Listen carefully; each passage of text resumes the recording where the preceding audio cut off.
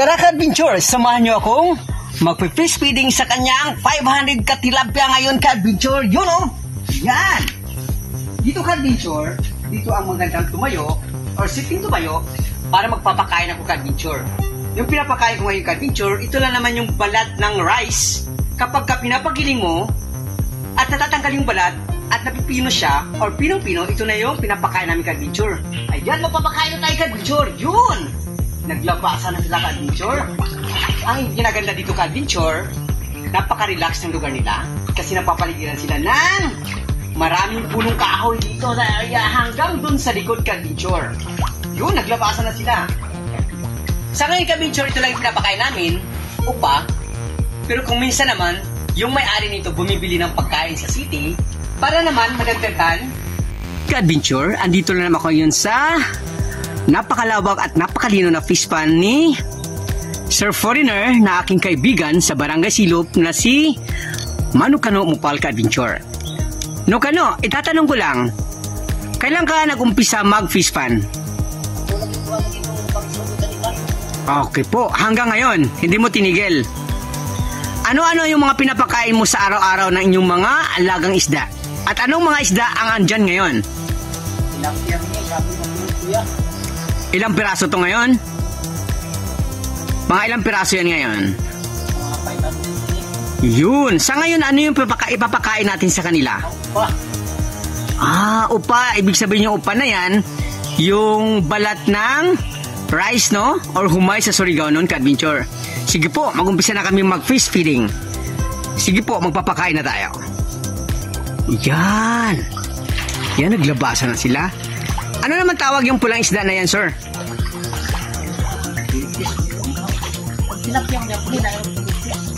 Wow. Ang dami nila, oh. So, kailan natin ito haharbisin?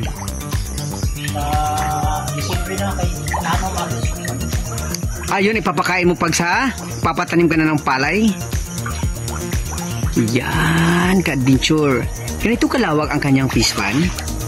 Ka-adventure, talaga naman napakasipag yung may-ari nito kasi maglalakad siya more or less 20 minutes bago siya makarating sa kanyang fish pan area o sa kanyang bundok na araw-araw niyang ginagawa ka-adventure. Yan, ganito kalawak ang kanyang fish pan hanggang dun sa likod. Yun.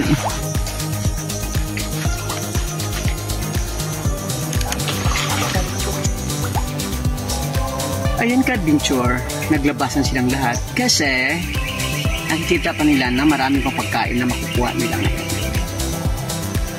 Alam nyo ka-adventure, very historical tong kanyang fish pan kasi nagsimula pa pala to after ng, anong bagyo nun? Litang. Baging litang. After litang, inumpisa na ni Nukano na ginagawa niyang fish pan to. Itong fish pan to ka-adventure, ang ginagawa niya lang ito, nagpapalaki siya at syempre sila ang kumakain. Kung minsan naman tinetsyempo nila pag may piyesta ng Barangay Silop, nag-harvest nila para ihain na sa kanila ang mga bisita.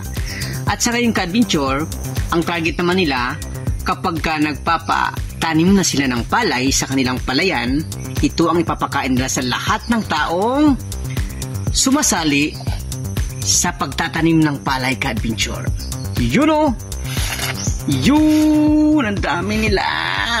Nakaka-amaze! Yun! Ganun talaga ka-adventure. Ka-adventure, andito na kami sa kanyang kalibrihan kung tawagin ng taga-Surigao o kamuting kahoy or kasaba. Yan, yung may-ari. Naglilinis siya sa kanyang malawak na kalibrihan.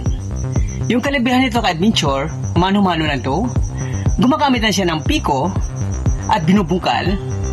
Tsaka tinataniman niya ng puno ng kasaba or kalibre. Dito naman sa kabilang side ka-adventure, ito naman yung mga tanim niyang mga saging ka-adventure. Anong tawag nito sa saging na to? Lakatan. Lakatan. Sa ngayon ka-adventure, mayroon siyang 4 na punuan na lakatan. At sa ngayon, mayroon siyang may bunga na ng malaking anong bulig ba ang tawag nito sa Surigao no? Or bulig nga talaga? Yan, tingnan natin ka-adventure. Ayan yung malaking bulig ng kanyang lakatan. Yun! Yan. Kaya dapat ka-adventure, magsipag talaga tayo magtanim ng kung ano-ano. Para syempre, tayo rin na makaka-benefit. Ayan, yung malaking bunga ng kanyang lakatan. Ito pala yung kauna-unahang tinanim niya na lakatan na may malaking bunga na.